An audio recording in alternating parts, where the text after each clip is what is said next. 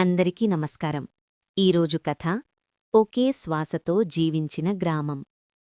పచ్చని చెట్ల మధ్య ఒక ప్రశాంతమైన చిన్న గ్రామముంది. ఉదయం సూర్యుడు వెలిగే వేళ పక్షుల కిలకిలారావాలతో గ్రామం మేల్కొంటుంది. పిల్లలు మట్టి దారుల్లో పరుగులు తీస్తూ నవ్వులతో ఆడుకుంటారు. రైతులు చిరునవ్వులతో పొలాలవైపు నడుస్తారు. అమ్మమ్మలు వేపచెట్టు కింద కూర్చొని కథలు చెబుతారు. ఆ గ్రామంలో ఎవ్వరూ చాలా ధనవంతులు కాదు, కాని ఎవ్వరూ ఒంటరివారు కూడా కాదు. ఒకరోజు ఒక చిన్న బాలుడు బావి దగ్గర ఒక చిన్న మొక్క నాటాడు.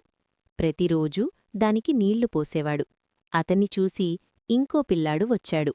తర్వాత పెద్దవాళ్లు కూడా కలిశారు. కొద్ది రోజుల్లో ఆ చిన్న మొక్క పెద్ద చెట్టుగా మారింది. అది రైతులకు నీడనిచ్చింది, పిల్లలకు పండ్లిచ్చింది, పక్షులకు గూడయ్యింది.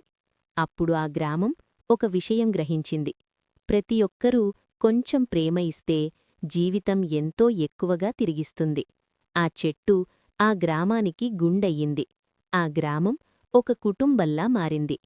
నీతి: ప్రేమ ఉన్న చోటే నిజమైన ప్రశాంతత ఉంటుంది. ఇలాంటి కథల కోసం ఏఆర్ సోల్ ఫ్రేమ్స్ ఛానల్ని సబ్స్క్రైబ్ చేసుకోండి. ధన్యవాదాలు.